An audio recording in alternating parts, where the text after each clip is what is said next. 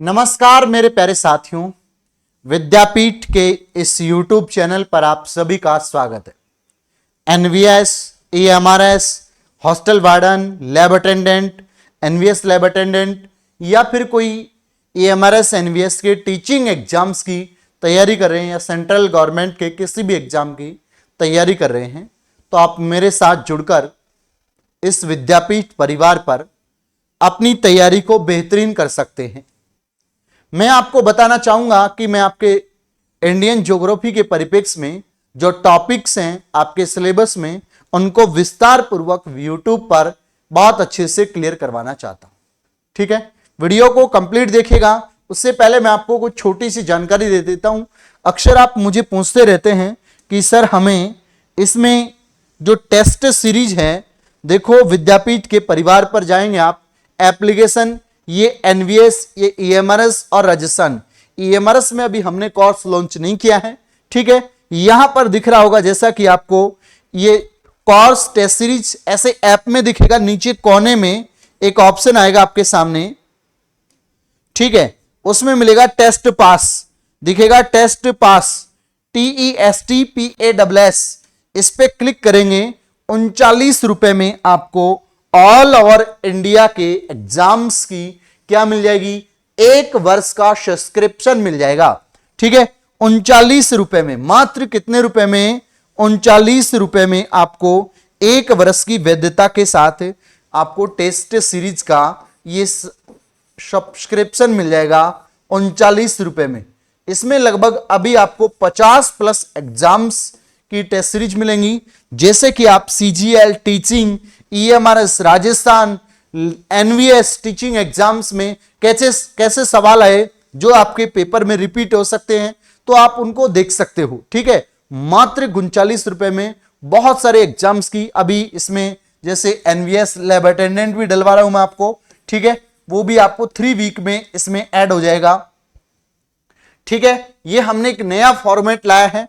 अगर आप test series लेते हो हमारी, उसमें आपको 5 मॉडल पेपर मिलेंगे, वो 151 रुपए में मिलेगी। ठीक है, मॉक टेस्ट मिलेंगे उसमें, एमओसी के मॉक टेस्ट। ठीक है, चलिएगा, तो यहां पर अपन शुरुआत करेंगे अब अपने चैप्टर की। चलो मेरे प्यारे बच्चों, तो भारत की स्थिति में विस्तार के बारे में बात करेंगे अपन। सबसे पहले आपके सामने आती है अक्षांश रेखाएं। बोला सर ये अक्षांश रेखाएं किन्हें कहते हैं? ठीक है, लिखो अक्षांश रेखाएं।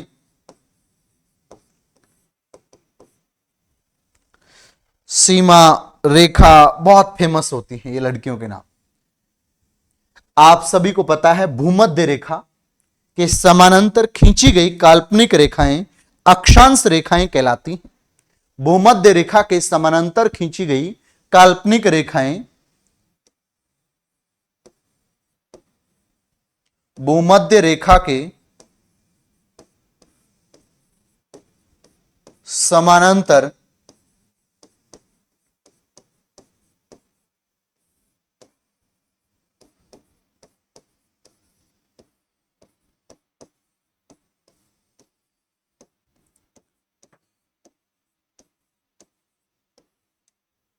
भूमध्य रेखा के समांतर खींची गई काल्पनिक रेखाएं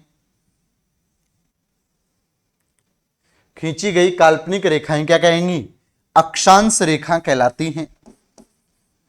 जैसे एग्जाम्पल के तौर पर अंग्रेजी में क्या कहते हैं इनको? अंग्रेजी में कहते हैं लैटिट्यूड लाइन। ठीक है, हिंदी में अक्षांश। और जैसे कि ग्लोब में आप सबके सामने एक ग्लोब ले लेते छोटा सा, इसमें ये रेखा दिख रही होगी आपको, इस तरीके से ये रेखाएं अक्षांश रेखाएं होती हैं। ठीक है, ये रेखाएं कौन सी रेखाएं हैं? अक्षांश रेखाएं। ये 0 डिग्री अक्षांश रेखा है, जिसे हम भूमध्य रेखा, विषुवत रेखा के नाम से भी अक्षर बोलते हैं। जिसे हम किसके नाम से? भूमध्य रेखा, और किसके नाम से?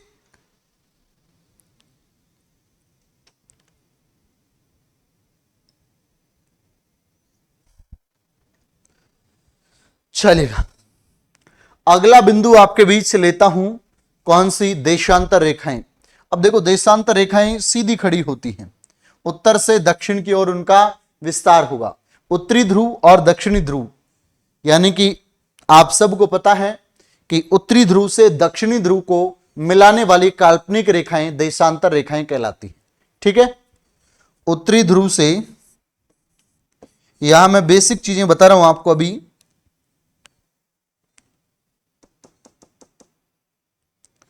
देशांतर रेखाएं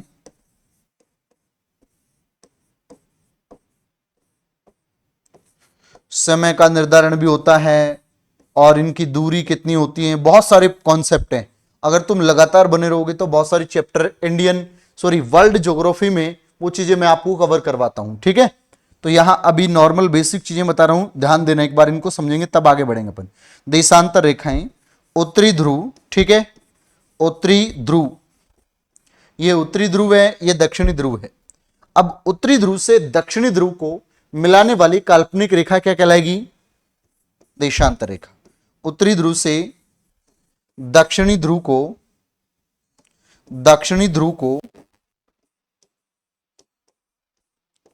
मिलाने वाली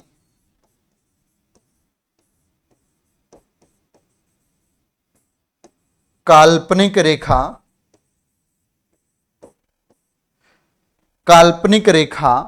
ये हमेशा ये चीज ध्यान रखना, देशांतर रेखा कहलाती है।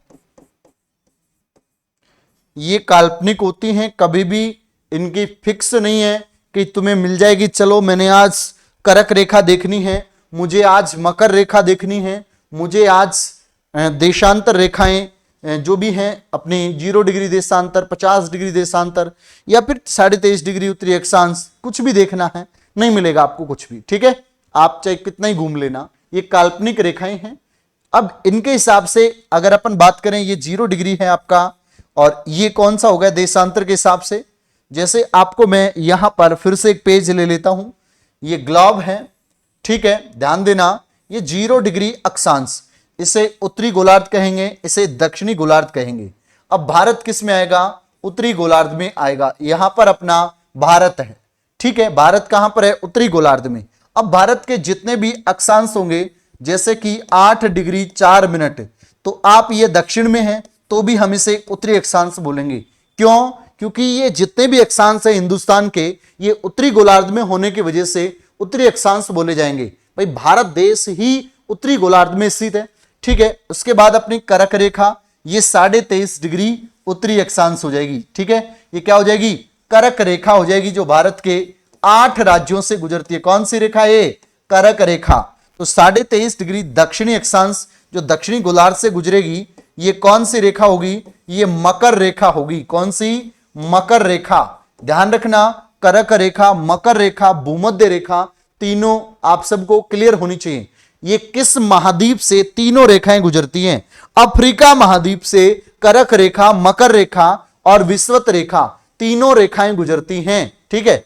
अब साहब ये तो आपने किसके आधार पर बता दिया कि भारत उत्तरी गोलार्ध में है, अक्षांश के आधार पर बताया आपने, ठीक है। किसके आधार पर?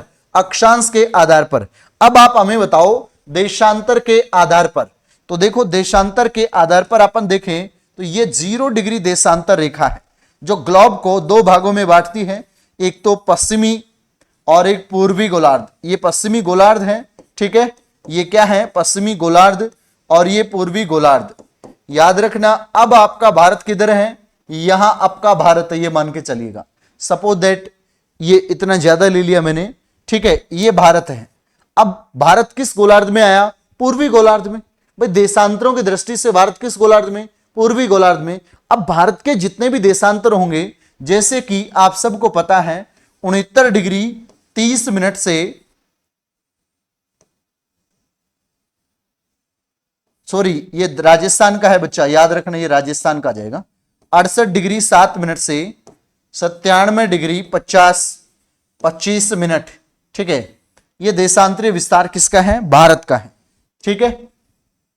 68 डिग्री 7 मिनट से 97 डिग्री 25 मिनट। अब इन दोनों देशांतरों के बीच ये गुजरात में पड़ता है इधर लास्ट, और ये कहां पर है? गुजरात के अंतर्गत।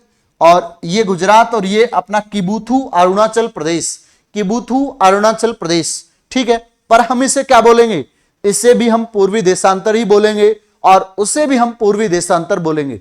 दिशाओं के आधार पर नहीं देखेंगे, क्योंकि हिंदुस्तान की दिशा में तो ये पश्चिम में है, पर हम देशांतर के हिसाब से देखेंगे, क्योंकि ये कहां पर स्थित है, अपना देश ही पूर्वी गोलार्ध में। अब आप चाहे नागालैंड में रहते हो, मणिपुर में रहते हो, चाहे आसाम में रहते हो, चाहे कर्नाटक में रहते हो, चाहे केरल में, चाहे उत्तर प्रदेश में, बिहार में, सबके देशांतर पूर्वी देशांतर होंगे, सबके अक्षांश उत्तरी अक्षांश बोले जाएंगे।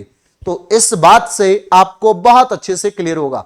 अब भारत अक्षांश और देशांतर की दृष्टि से कहां पर स्थित है, दोनों को मिला के पूछ ले तो उत्तरी पूर्वी गोलार्ध में। भाई इन दोनों के बीच में है, जैसे देखो यहां पर, तो ये उत्तरी पूर्वी, ये तो भैया उत्तर, और ये पूर्व, तो इनके बीच में क्या होगा, उत्तरी पूर्वी गोलार्ध। तो भारत अक्षांश और देशांतर की दृष्टि से लिखो, भारत अक्षांश और देशांतर की दृष्टि से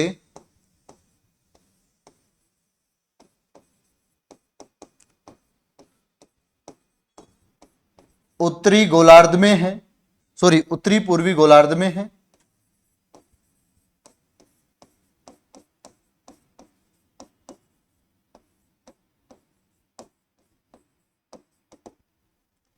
बात समझ में आई? ऐसे आएगी बात समझ। तो कितनी देर मैंने आपके साथ प्रयास किया, तब ये बातें समझ में आई है आपको।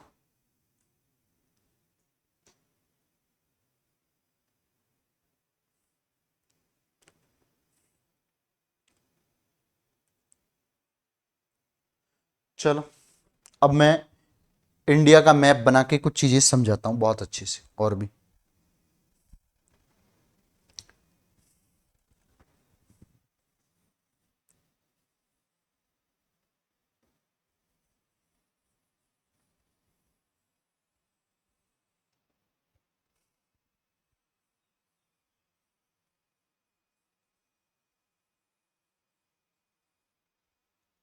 ये भारत है, ये क्या है, 8 डिग्री 4 मिनट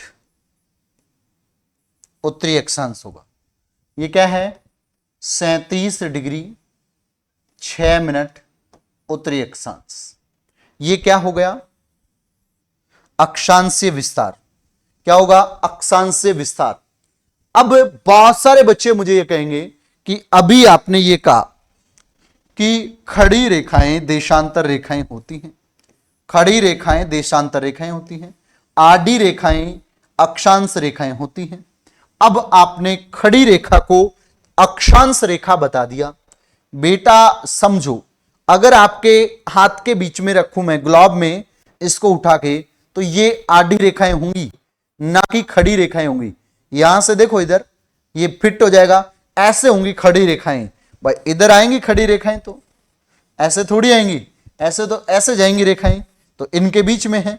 अब यहां पर तो तुम 68 डिग्री 7 मिनट लगाएंगे, और यहां पर लगाएंगे 97 डिग्री 25 मिनट पूर्वी देशांतर। ये ध्यान रखना, ठीक है, पूर्वी देशांतर, इधर भी पूर्वी देशांतर ही होगा। ये भारत का अक्षांश और देशांतरीय विस्तार है, ठीक है। तो समझ गए होंगे सभी बच्चे कि 8 डिग्री मुख्य भूमि से बता रहा हूं। कभी आपसे मिल जाएगी 6 डिग्री 45 मिनट, तो वो मुख्य भूमि से नहीं है, वो अपना द्वीपों पर है, ठीक है। मैं बात कर रहा हूं कन्याकुमारी की, और कन्याकुमारी अपना दक्षिणतम बिंदु है देश के अंतर्गत, ठीक है। उत्तरतम आपका कौन सा है, इंदिरा कौल, ठीक है। दक्षिणतम, सबसे दक्षिणतम की बात करें, इंदिरा पॉइंट होगा। क्या होगा, इंदिरा पॉइंट होगा। इस बात को भी आप लोग अच्छे से जानते होंगे, ठीक है। वो क्या होगा, इंदिरा पॉइंट होगा। तो लिख लेंगे आप, अक्षांश और देशांतरीय विस्तार।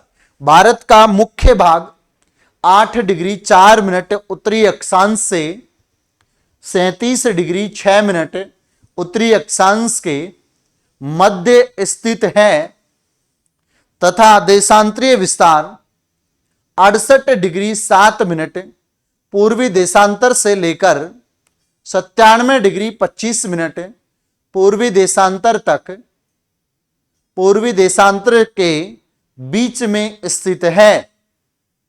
मामला सेट कर दिया, पूरी दिक्कत नहीं, कोई प्रॉब्लम नहीं, आगे बढ़ेंगे अपन। ठीक है।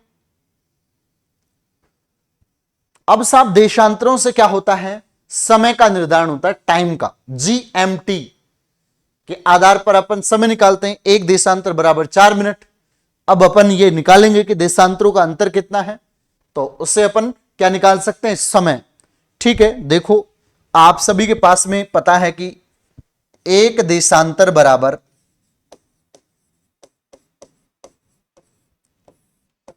4 मिनट होते हैं। ठीक है, ये मिनट का चिन्ह है। एक देशांतर बराबर 4 मिनट, 15 देशांतर बराबर 60 मिनट, यानी 1 घंटा हो जाता है। अगर 15 देशांतर आ गए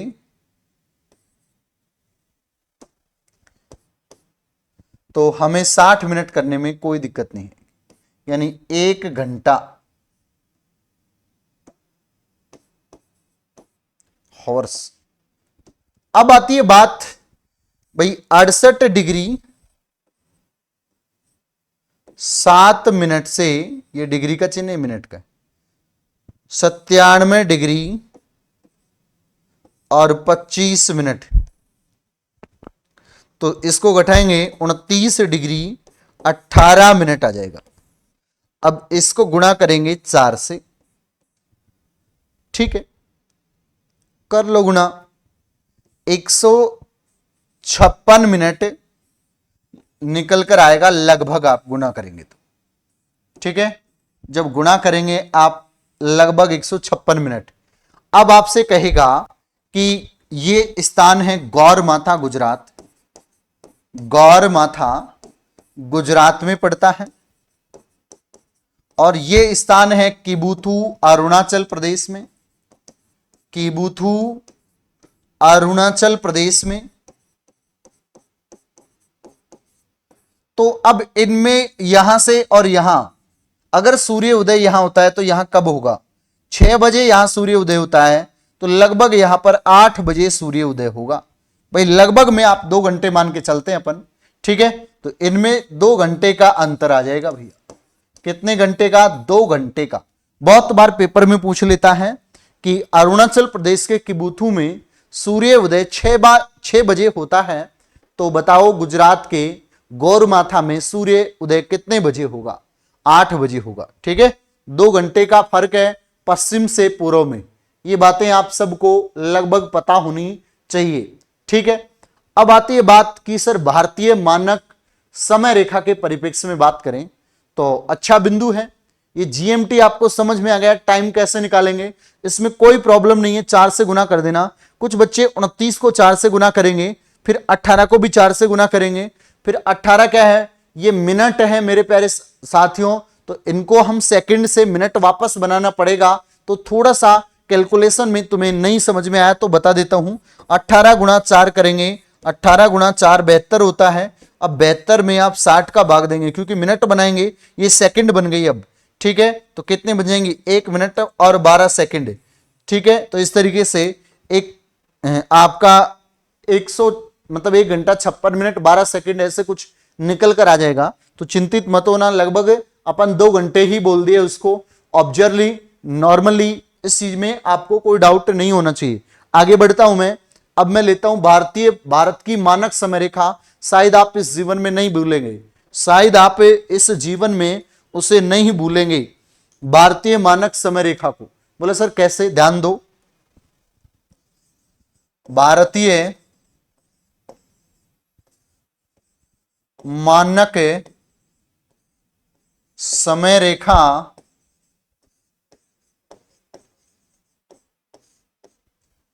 82.5 डिग्री पूर्वी देशांतर, क्या है, 82.5 डिग्री पूर्वी देशांतर।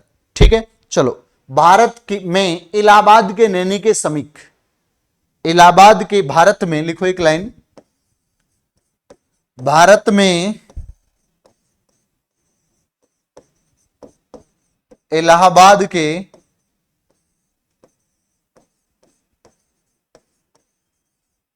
नैनी के समीप,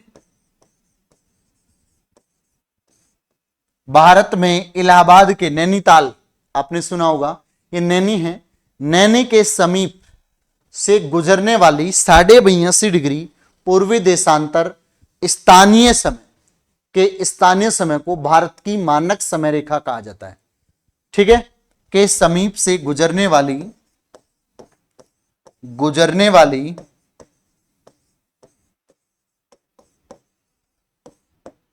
82.5 डिग्री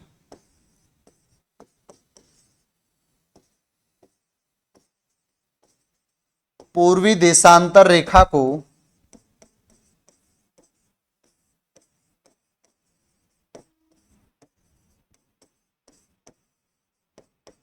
भारतीय मानक समय रेखा कहा जाता है।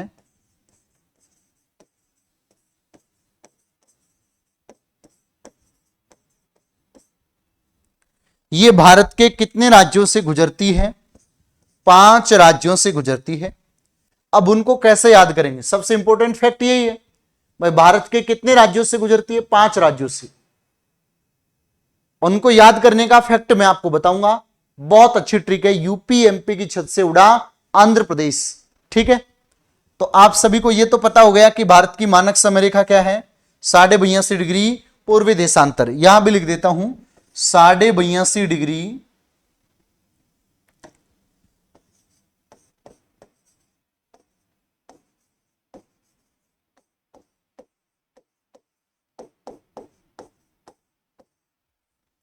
अब आप और भी समझ जाएंगे।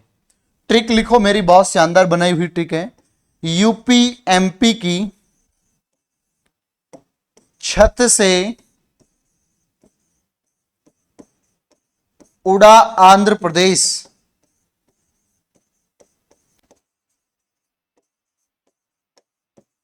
भूलो कैसे भूलते हो? मानक समय रेखा कितने राज्यों से? 5 राज्यों से गुजरती है 82.5 डिग्री।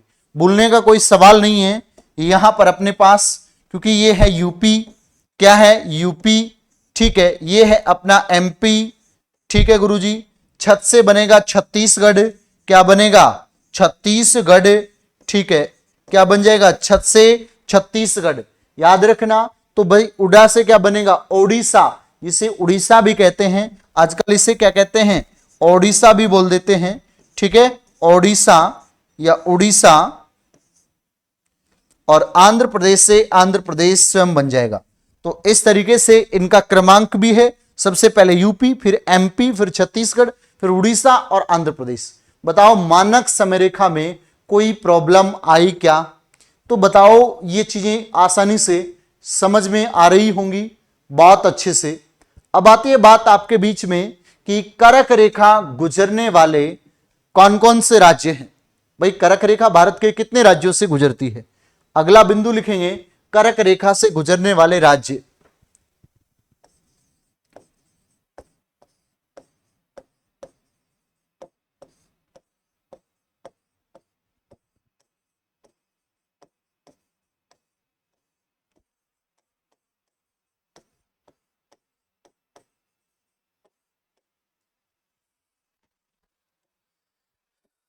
कर्क रेखा भारत के 8 राज्यों से गुजरती है।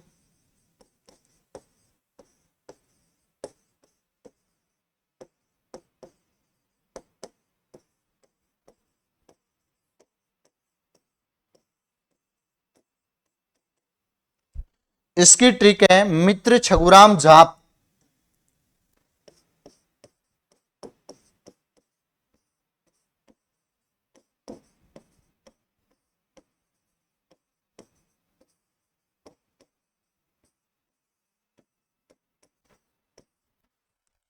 मी से मिजोरम, त्रै से त्रिपुरा, 6 से छत्तीसगढ़, गु से गुजरात, राम से राजस्थान, रा से राजस्थान, मैं से मध्य प्रदेश, जा से झारखंड, पै से पश्चिमी बंगाल। तो भैया ये ऐसे 8 राज्य हैं जिनसे कौन सी रेखा गुजरती है? कर्क रेखा। कितने डिग्री अक्षांश? 23.5 डिग्री उत्तरी अक्षांश। याद रखना, कर्क रेखा की स्थिति क्या होगी? 23.5 डिग्री उत्तरी अक्षांश। ये मोस्ट इंपोर्टेंट फैक्ट और याद रखना। इन राज्यों से क्या गुजरती है? कर्क रेखा गुजरती है। चलो भाई, सारे बच्चे क्लियर कर लिए होंगे।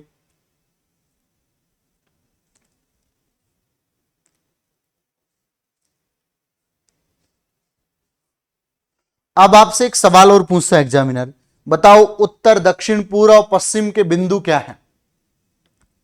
मानचित्र बना लेंगे अपन, या नहीं बनाएं तो दिशाएं लिख लेंगे इस तरीके से।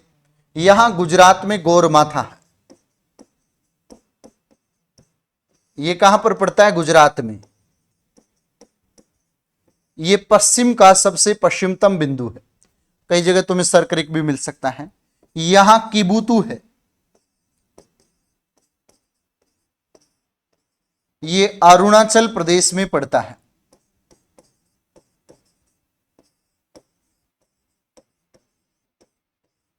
यहां अपना क्या है? इंदिरा कोल है।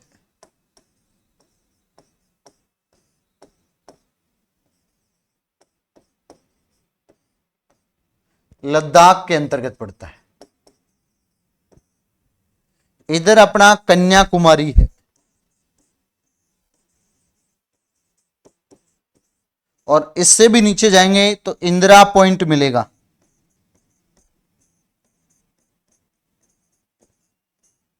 ये इससे भी नीचे दक्षिणतम बिंदु है।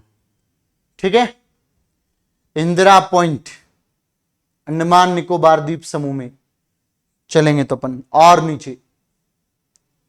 ठीक है, इधर मत आ जाना, वो इस साइड में है और बंगाल की खाड़ी वाले साइड में, इधर लक्षद्वीप हो जाएगा। मैं वैसे नीचे दिखा दिया आपको। तो ये है उत्तर, दक्षिण, पूर्व, पश्चिम के बिंदु। आप सबको पता है कि ये दिशा उत्तर है और ये दिशा पश्चिम है, ये दिशा दक्षिण है, ये दिशा पूर्व है। ये लो भाई। तो ये था आपका चैप्टर। ठीक है, समाप्त होता है। मैं फिर बता रहा हूं, टेस्ट सीरीज आप टेस्ट पास में जाकर ले सकते हो। विद्यापीठ का मोबाइल ऐप डाउनलोड करके, बहुत शानदार है। बहुत सारे एग्जाम्स की आपको टेस्ट सीरीज मिलती रहेंगी, उसमें कोई ज्यादा नहीं है। आपको 39 रुपए देने होंगे। ठीक है, और जिसमें 1 साल तक आपको जितने भी एनवीएस के एग्जाम्स हुए हैं उनके टेस्ट लगा सकते हो। ठीक है, पिछले पीवाईक्यू कैसे सवाल आए हैं एनवीएस के एग्जाम में, केवीएस के एग्जाम्स में, तो वो जीके के क्वेश्चंस भी आप उनको नोटबुक में नोट कर लेंगे तो अच्छा रहेगा, मेरी मानना हो तो। उनका सॉल्यूशन भी मिलेगा। बहुत शानदार टेस्ट सीरीज है। ठीक है, तो विद्यापीठ पर जाएंगे तो आप सीधा मिल जाएगा। देखो यहां पर ये टेस्ट पास। ठीक है, बस टेस्ट पास मार दो 39 रुपए में मात्र। जैसे बाय नाउ करेंगे टेस्ट हो जाएंगे आपके शुरू।